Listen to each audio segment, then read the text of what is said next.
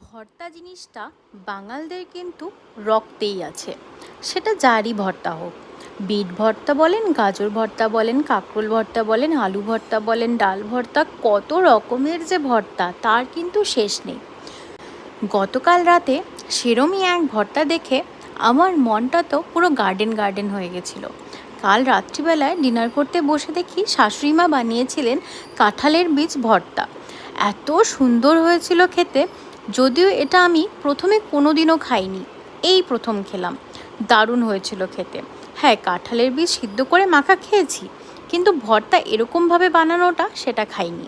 কাঁঠালের বীজটাকে সেদ্ধ করে পেঁয়াজ কুচি আর লঙ্কা দিয়ে সুন্দর করে ঝালঝাল করে ভাজা করেছিল, ওই আর কি ভর্তা বানিয়েছিল।